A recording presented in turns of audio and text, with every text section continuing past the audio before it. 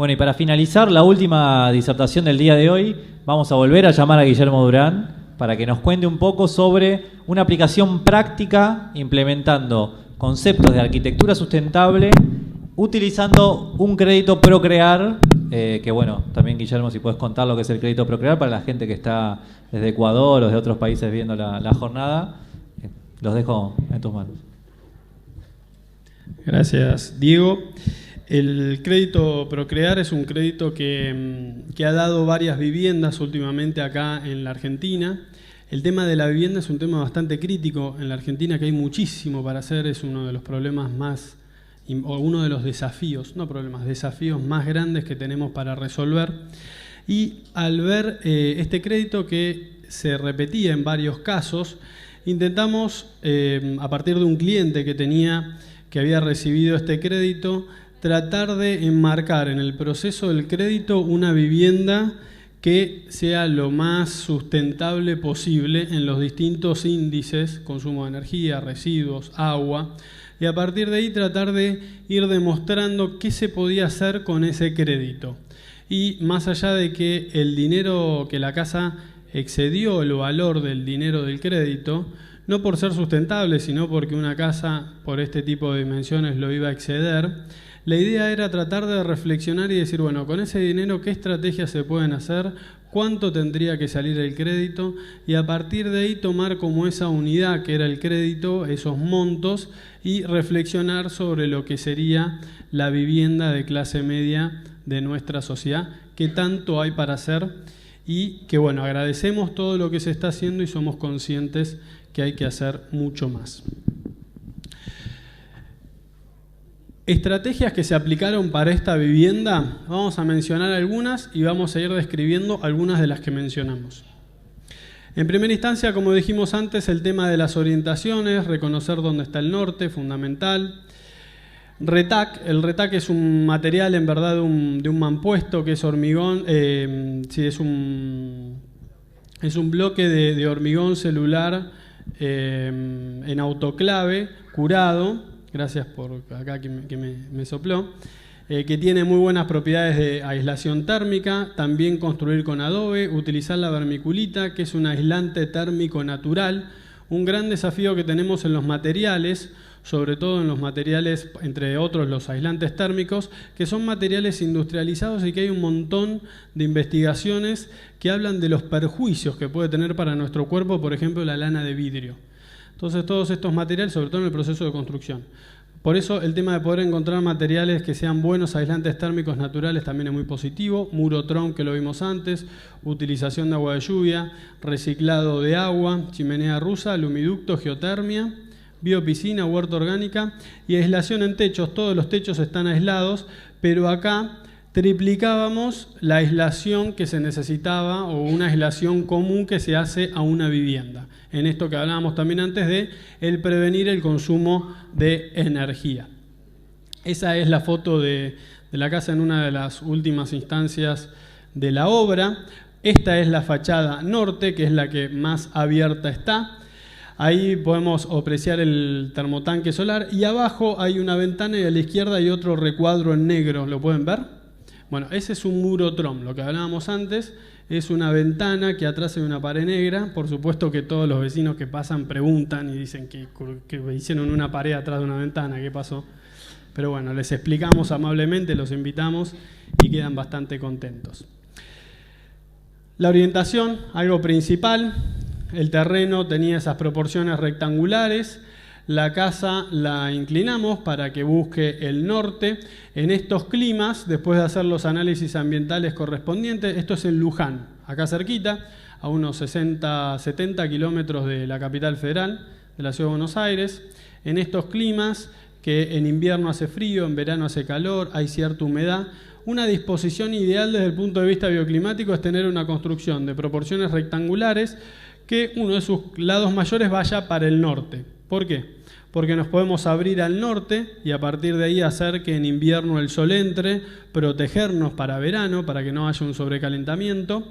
Después tener la cara sur lo más protegida posible, pero esta disposición rectangular lo que nos permite es la ventilación cruzada, que es una estrategia para verano bastante piola. A la derecha hay un esquemita del terreno con los árboles que había al lado del terreno. En la planta grande son esos círculos que están representados en verde. Y a partir de ahí, en distintas épocas del año, en distintos horarios, hacíamos un estudio de sombras. No solo en el 0,0, o sea, en el piso del terreno, sino también cuando se construya la planta alta en los más 3 metros. Y a partir de ahí, colocar los ambientes y la vivienda de la manera que podamos disponer el sol a nuestro PHR. Ahí en la misma planta se ve atrás la huerta, la misma planta de tratamiento que hablamos anteriormente con vegetales, abajo la biopileta y algunos otros elementos más que se ven en la planta. Una de las estrategias que nosotros queríamos tratar de incorporar era esto que decíamos antes, la ventilación cruzada para el verano. ¿Cómo resolvemos una vivienda que necesite lo menos posible de sistemas activos de refrigerar una casa? Y acá empezamos a aplicar algunos. El primero, como decíamos antes, la aislación térmica. Si bien la vivienda está envuelta en un amarillo, ese amarillo representa materiales con aislación térmica, no solo en los techos y en las paredes, sino en el piso también. Para invierno, tener el piso aislado, una buena capa de aislación es importante, y arriba masa térmica para que cuando entre el sol podamos acumularlo de ahí. Y con respecto a la refrigeración hicimos 3 cosas. Por un lado, diseñarla para que tenga ventilación cruzada, por supuesto que es en el otro sentido, ahí está representado el sentido más largo, pero siempre es más fácil en los lados más cortos hacer la ventilación cruzada. Después, el efecto chimenea, en el domo arriba, uno tiene una abertura que hace que el aire más caliente pueda salir por ahí, como también tienen las casas chorizos. Y después el tema de la geotermia, que es tratar de tomar o dejar temperatura de la tierra. En verano vamos a suponer que afuera hace 33 grados, esos tubos que toman el aire bajan a más de 3 metros y lo que va a hacer es que cuando el aire caliente se vaya por ese efecto chimenea que tiene arriba, es necesario tomar aire de algún lado y se va a tomar el aire exterior, pero después de pasar por esos tubos va a reducirse a algunos grados el aire. Eso es una estrategia que después en invierno se cierran los tubos o cuando uno no quiere hacerlo se cierran esas tapas y de manera pasiva, algo que uno lo hace una vez y después no tiene prácticamente mantenimiento, logra que el aire que ingresa no tenga la misma temperatura que afuera. ¿Cómo haces para que el aire caliente? En verdad esto es para verano, porque al salir aire de arriba, inevitablemente va a chupar aire de algún lugar y donde va a chupar va a ser de ese lugar que está abierto ahí. ¿Me explico? En verdad la ventilación cruzada es cuando hay ventilación, cuando se puede ventilar. Cuando no se puede ventilar se utilizaría los otros sistemas. Y es verdad esto que decís, que también esto sería ventilación cruzada versus ventilación selectiva, que es otra estrategia ambiental que tiene que ver con, la ventilación cruzada es a la altura del cuerpo de las personas, es la sensación de refrescamiento de un aire húmedo sobre nuestra piel, y la selectiva es entender esos movimientos de aire caliente que sube, aire frío que baja, y a veces hay que abrir y cerrar en distintas épocas del año. Este es el mismo muro TROM que les había explicado con anterioridad, y como para tener una idea, 1 metro cuadrado de muro TROM logra resolver una calefacción aproximadamente de unos 13 metros cúbicos.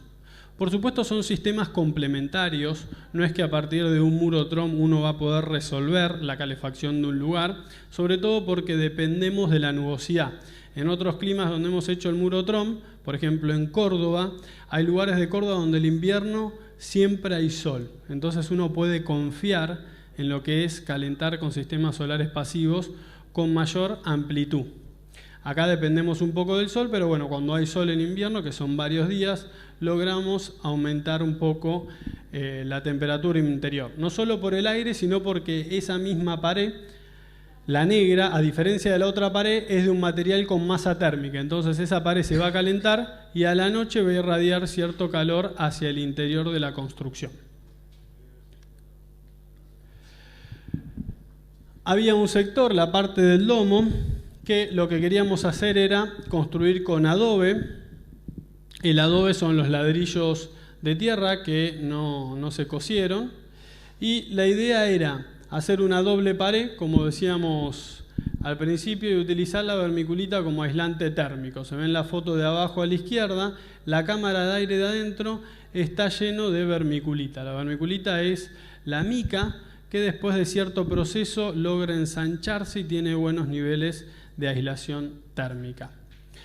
Después las otras paredes, la construcción con adobe también era más económica que si hubiese sido de ladrillo común, porque el ladrillo que uno compra crudo es más barato que el otro, justamente porque tuvo menos proceso, y el material aglomerante también es más barato porque es el mismo barro con el que se hicieron esos adobes. Le compramos el barro a la misma gente que hace esos adobes, le pedimos un volquete con barro. Ahí se ve una foto de la construcción de la cúpula, abajo a la derecha, todas las paredes le hicimos en adobe. Estuvimos probando unos 15 tipos de revoque. El revoque en la construcción con adobe es uno de los desafíos más grandes, sobre todo en estos lugares donde llueve con cierta frecuencia y uno tiene que garantizarse la estabilidad de la construcción. Por eso probamos con diferentes maneras, hay tecnologías desde utilizar guano de caballo, ciertos tratamientos con plantas como aloe vera y demás, que van permitiendo cierta impermeabilidad de las paredes. Ya después el domo, ahí sí lo hicimos con ladrillo común, justamente por el sometimiento que tiene a las precipitaciones. Y arriba de todo, a la derecha, se ve esa claraboya superior, que además de entrar cierta luz, también generaba este efecto chimenea.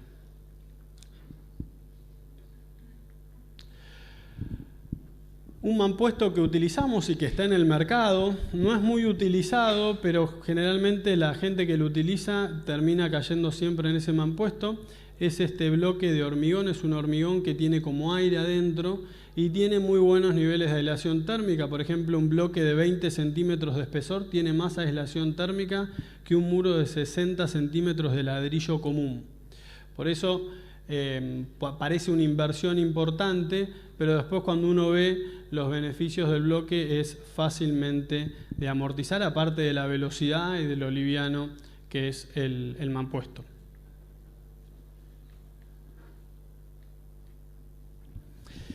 Y después también, entre otras de las estrategias que nos parecía interesante aplicar, era el tema de cómo pensar la instalación sanitaria y cómo poder calentar el agua con energía renovable. Entonces hacíamos un sistema combinado.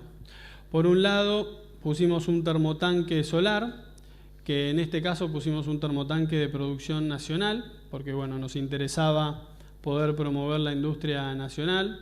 Hay toda una discusión en cuál conviene, nacional, importado, grados de eficiencia, tecnologías posibles. En este caso optamos por uno nacional que va a resolver aproximadamente un 80%, un 85% del agua caliente sanitaria. Y el tema siempre es en invierno, donde la radiación solar disminuye considerablemente y es muy difícil que el sol pueda elevar la temperatura del agua. Por eso lo que hacíamos es a la chimenea rusa, esta misma chimenea que habíamos comentado antes, tenía una serpentina interna en cobre. Entonces justamente en invierno, cuando uno prende la chimenea rusa, lo que se va a generar es también el calentamiento de agua, coincidentemente con los momentos en donde la radiación solar no es suficiente. Entonces así podíamos complementar los dos sistemas y lograr que con energía renovable podamos resolver toda la instalación de agua caliente.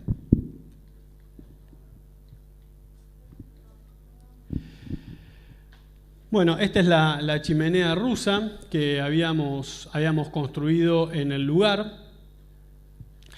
Abajo se ve un poco el proceso de cómo se fue construyendo la misma chimenea. Esta chimenea logra resolver la calefacción prácticamente de toda la casa. Se dice que genera unas 9.000 kilocalorías. Esta construcción tiene aproximadamente unos 105 metros cuadrados de construcción. Y estos sistemas son sistemas bastante eficientes que hay que saber utilizarlos y hay que saber manejarlos. A nosotros nos pasa que cuando la prendemos, la podemos prender por ejemplo a las 5 de la tarde, a las 8 de la noche todavía está fría, más allá que está prendido hace 3 días. ¿Por qué? Porque los materiales, en este caso el ladrillo refractario, tiene mucha memoria térmica y hay que vencer esa inercia, y después de un tiempo, cuando se empieza a calentar, ya prácticamente a partir de ahí es fácil mantenerla caliente. Uno le pone un leño a las 2 de la mañana o a las 12 de la noche y hasta el otro día a las 11 de la mañana uno toca y sigue caliente. Son sistemas que uno tiene que entender cómo funcionan para poder lograr que estén en equilibrio y poder aprovecharlos al máximo, sobre todo en marcos rurales o en marcos donde la leña es bastante fácil de conseguir. Y algunas de las reflexiones que para nosotros son importantes y son las principales es que todo este tipo de estrategias nosotros aprendemos muchísimo con cada obra que hacemos. En esta obra pudimos aprender de un montón de cuestiones y sobre todo saber que hay un montón de información que está disponible. Es cuestión de ponerse, de practicarla, de ponerla al servicio de las obras, y que también tenemos que tener una formación constante, porque así como también hay un montón de tecnología que ya está desarrollada, hay un montón de otra tecnología que está surgiendo día a día y que tenemos que tratar de aprovecharla lo máximo posible. Y después, como segunda reflexión o segunda conclusión, entender que este paradigma se basa principalmente en la eficiencia y en la prevención, algo que hablábamos antes, porque después, cuando uno ve los consumos energéticos de esta vivienda, primero en porcentajes, ve realmente beneficios grandes. ¿Por qué digo primero en porcentajes? Porque sabemos que hoy por hoy el costo de la energía no está directamente traspasado a la factura que nos llega a nosotros. En algunos lugares sí, en otros no. Pero eso seguramente en algún momento va a cambiar. Por otro lado también que se requiere un compromiso multisectorial de estas cuestiones. Por ejemplo, en la provincia de Buenos Aires hay normativas que se están lanzando sobre la aislación térmica de las viviendas. Todas las viviendas tienen que tener ciertos niveles de aislación térmica y esa es una idea bastante positiva, así como la utilización de agua de lluvia en la ciudad de Buenos Aires. Estuvimos trabajando en esa ley hace tiempo y ya está en funcionamiento. Y eso es positivo porque a veces hay un montón de ideas, como hablábamos antes del adobe y demás, que si no está el marco legal abierto es imposible aplicarlas, porque uno siempre tiene que ir en coherencia con la ley. Y a veces la ley no solo permite aplicar, sino también que incentiva, como por ejemplo las terrazas verdes en la ciudad de Buenos Aires. Hay una normativa que incentiva la incorporación de las terrazas verdes. Y lo más lindo de esto también, juntando un poco los valores que tratamos de transmitir en toda la jornada, es que tenemos este precioso desafío de poder analizar nuestra realidad, ser conscientes del momento en el que estamos, que es un momento muy importante, no solo para el mundo, sino también para nuestro país. Ser conscientes de eso, trabajar en conjunto y tratar de, con sabiduría, administrar todos los recursos que tenemos de la manera más eficiente para construir entre todos una sociedad que sea lo más equitativa posible. Muchas gracias.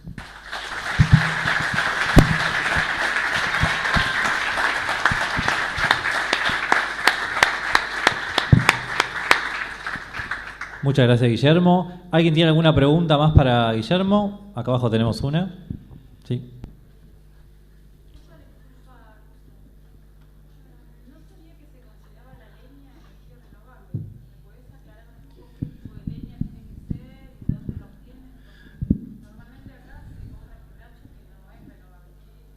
Bien, buena pregunta.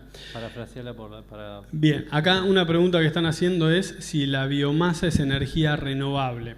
Es una pregunta muy inteligente porque en algunos casos, por ejemplo, si uno tuviese acá en Capital Federal una estufa rusa, sería poco sustentable, porque uno tiene que conseguir quebracho, como vos decís, no es muy renovable. No solo eso, sino el transporte para traerla acá también, que eso conlleva un perjuicio bastante importante, y eso tiene que competir a la red energética que tenemos, que en este caso es bastante accesible.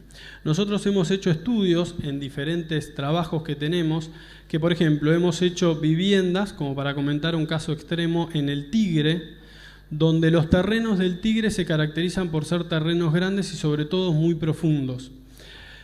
Cualquiera que haya tenido la oportunidad de estar en el Tigre es consciente de cómo crece la vegetación. Crece bastante fuerte.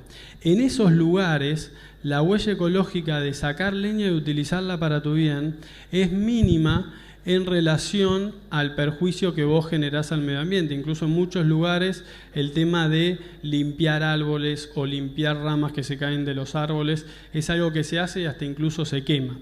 Por eso es inteligente tu pregunta y de mi experiencia, en cada caso depende si es renovable o no es renovable la biomasa. Hay un montón de leña o incluso briquetas que se hacen con los residuos de las carpinterías que son bastante eficientes. Buenísimo. Sí.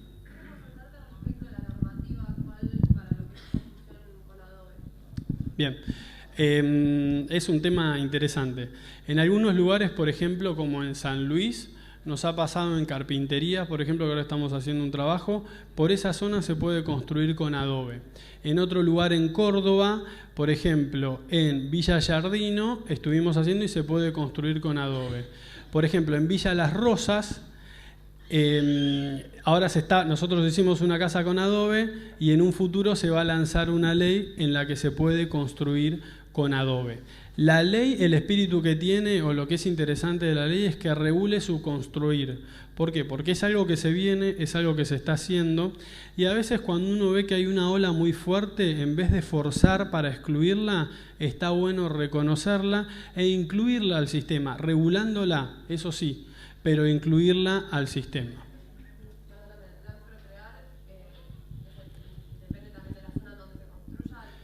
Mira, en verdad, a veces lo que nosotros consideramos es que si nosotros estamos convencidos de una estrategia, nosotros consideramos que a veces es necesario generar jurisprudencia para que se force, para forzar una ley.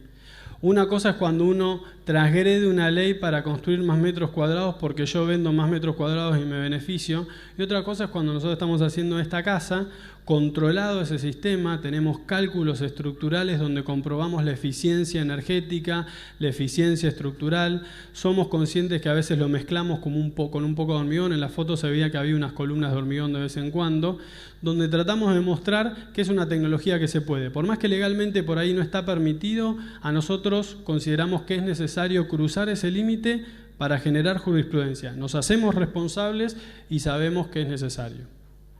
Buenísimo. Antes de la pregunta presencial, tengo una pregunta en Twitter que la pregunta a José Daza, que es más conceptual, pero siendo todos estos recursos constructivos más eficientes, ¿por qué no se adoptan masivamente y cómo convencer al colectivo de su uso? Bien, buena pregunta. Y acá hay un tema fundamental.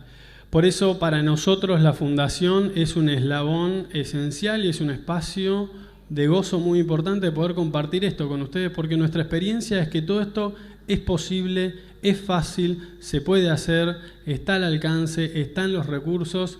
Lo único que hace falta es decir sí, conocerlo y ser consciente. Una vez que uno tiene esos tres factores, solito uno va a encontrar los caminos y los canales para incorporar todas estas ideas que están al alcance de todos. Hay muchas ideas que es un ganar-ganar de todos. Hay muchas estrategias que todos los actores de la sociedad ganan. Después habrá otras donde uno empieza a tocar ciertos intereses, que bueno, ahí hay que aplicar cierta sabiduría. Pero hay un montón de tela para cortar en el que ganamos todos. Fantástico. ¿Había una pregunta acá abajo? Mencionaste que utilizaste 15 tipos de pruebas. Sí. Bien, buena pregunta. Parafraseame, por favor. Sí, acá lo que preguntan es que cuando yo comentaba que utilizamos 15 revoques para cerrar la parte de Adobe, ¿cuál terminamos utilizando y por qué? Buena pregunta. Esta experiencia fue diferente en otros lados porque en otros lados me tocaban climas mucho más secos.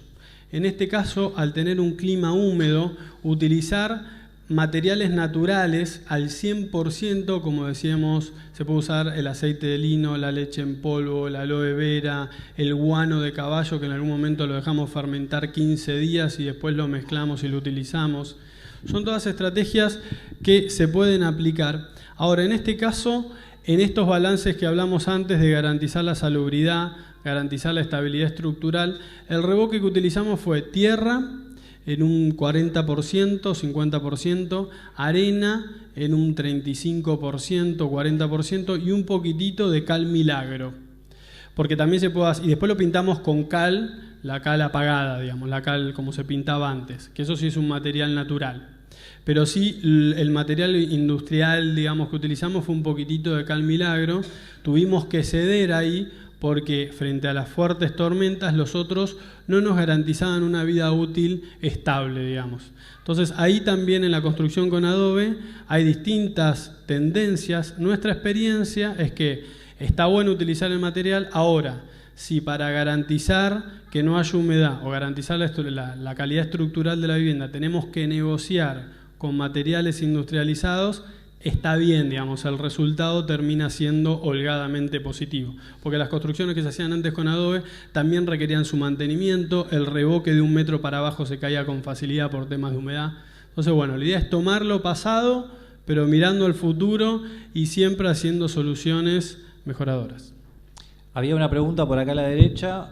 Sí. Y también con respecto a la estufa rusa, bueno, la cámara de combustión de la estufa rusa siempre está cerrada y permite, por ahí, no como en un hogar, poner madera de excelente calidad o durabilidad, o podés quemar poda, podés quemar pallets, podés quemar hasta basura también si querés, porque está cerrada la combustión, con lo cual...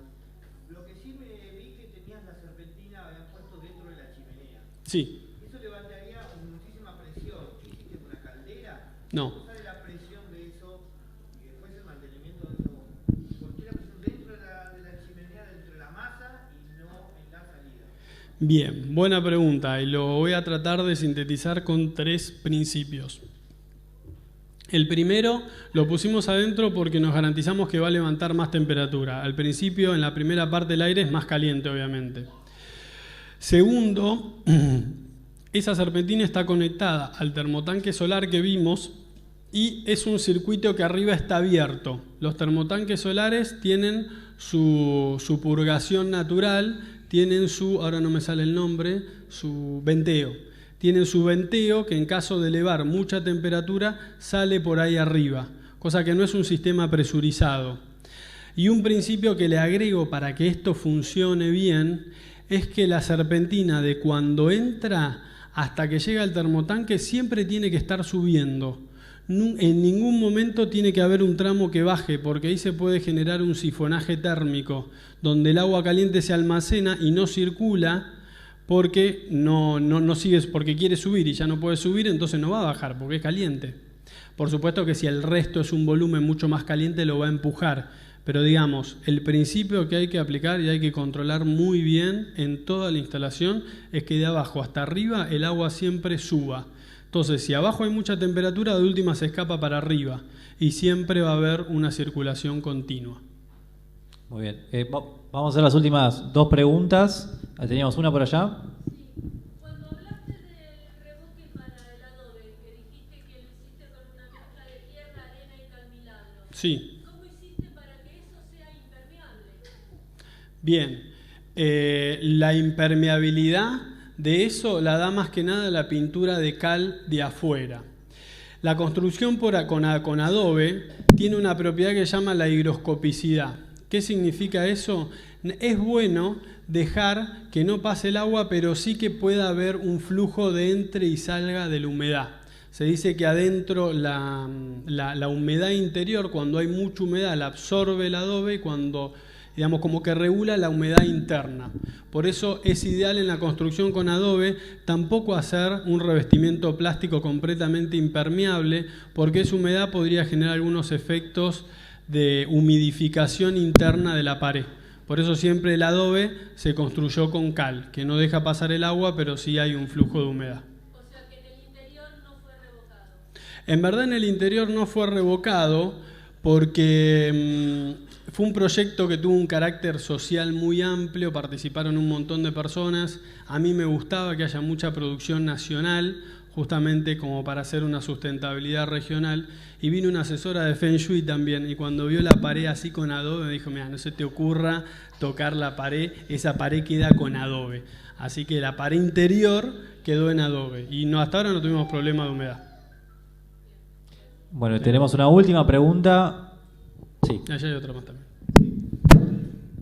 Hace unos días estuve en una cooperativa santafesina y me explicaron que cuando hacen las casas, los cimientos los hacen con material para aislar de la humedad y luego siguen con adobe, material natural.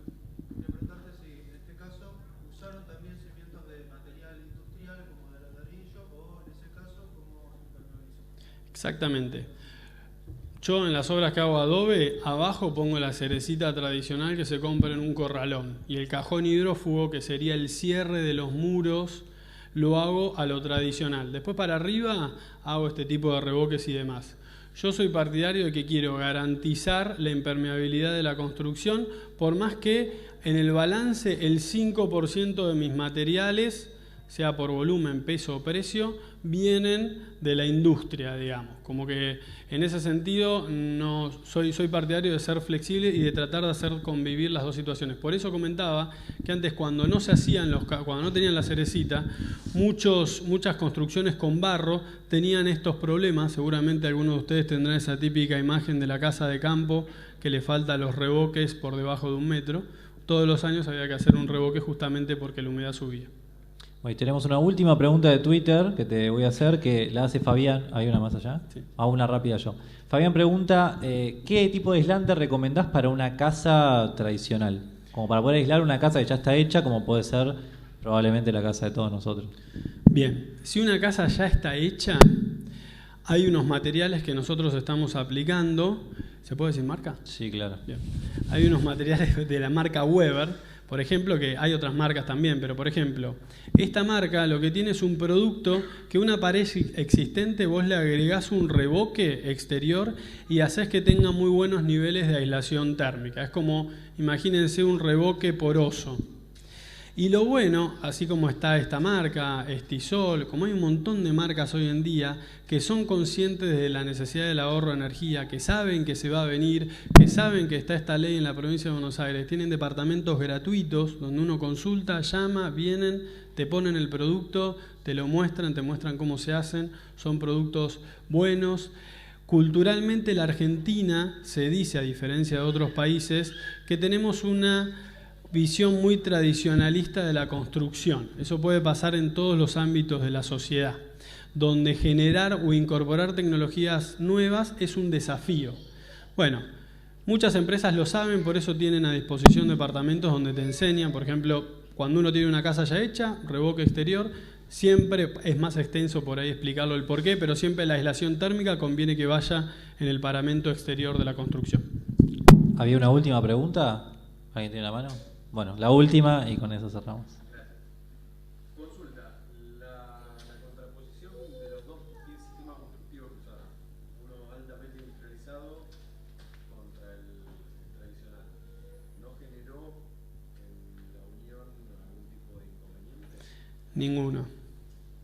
Ninguno.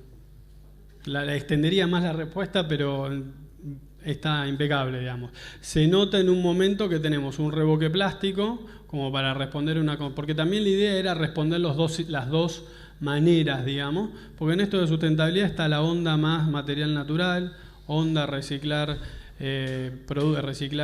materiales, y onda también más la onda tecnológica e industrializada. Bueno, en este caso hacíamos convivir las dos y se ve un revoque pintado a la cal, un poco más rugoso en el domo redondo, y después el otro plástico, y ahí no pasa nada. Tenemos nuestras uniones con hierro para que conviva bien, pero no tenemos ningún tipo de problema de filtración ni nada. Bueno, muchísimas gracias, Guillermo. Un aplauso nuevamente.